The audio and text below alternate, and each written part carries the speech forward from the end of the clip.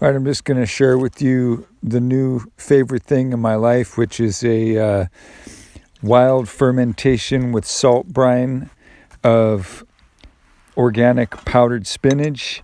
And while I'd like to have more diversity, and I normally do this process with fresh cut greens from the garden. I'm surviving an injury that's severely limited my gardening ability for this season, so I'm rolling back onto a strategy of powdered greens so that I don't miss out on the nutrient even though it's reduced. So what I first did with this quart jar is added a bit of water so I'd have a solution to dissolve what I'm using, which is 2 teaspoons of salt. Some people would go for a full tablespoon or more, but the actual volume of water and material in here is going to be less than the total amount, so I cut it back a little bit. And now I'm adding about half of the total volume to make sure I'm able to still mix it well incrementally. And so that's about 5 heaping tablespoons, very heaping tablespoons, to get to about half the volume that I want to get. And it's always avoiding the tendency to overfill these fermentation jars, because they tend to, with or without having an airlock, which I've decided is not 100% necessary, and I'm okay with the results. So either way, if you overfill it, then you end up with a lot of spillage and you end up with a mess. So I try to not go too close to the top, but here I'm just incrementally mixing in this very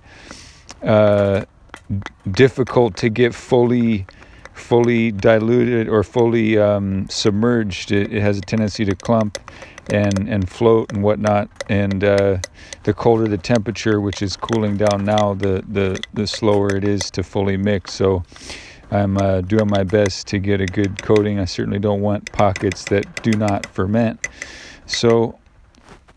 But I'm cycling through these every couple of days, so that's one issue that's less of a concern. These aren't for very long-term storage.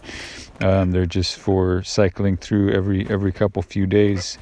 And so here goes the next round of loading up. So I end up with about 10 of these very heaping tablespoons, and that's about the desirable thickness of this beverage, basically. I mean, it's more like wheatgrass shots. It's not something you would drink like orange juice.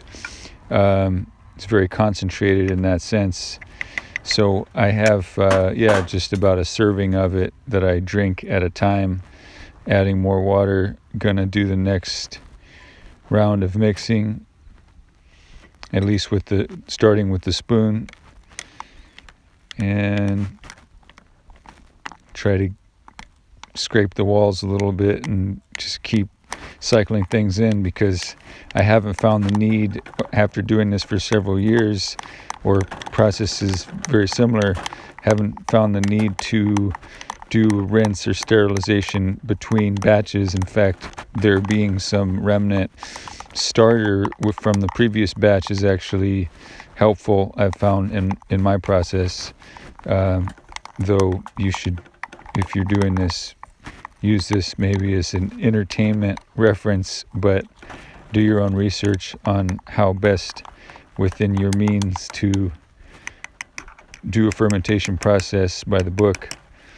Everybody kind of changes parameters as they discover their way of doing things. I'm just showing you mine, but you got to do you. So that is enough of I was feeling down into the bottom, trying to make sure there were no clumps, keeping an eye on it, bringing it up. If there's clumps on there, I keep stirring.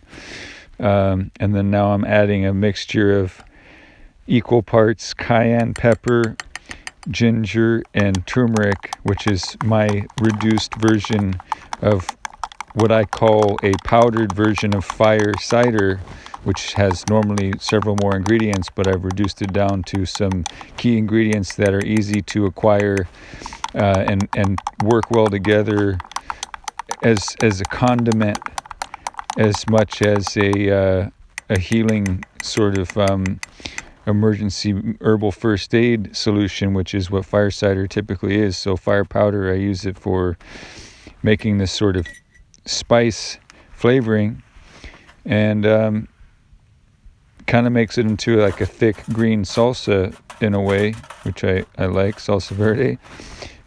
So that was mixed in well enough, and now I am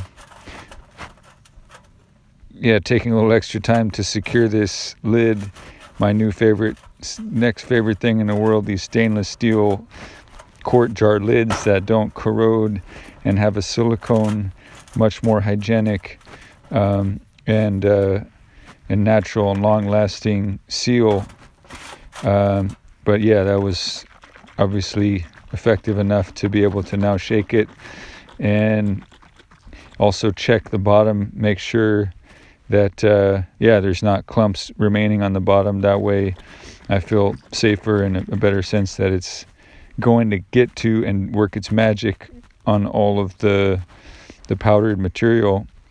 Now it's submerged, you see that's where the streaks are. That's where I'll get those wiped off, but those are the streaks from a previous batch.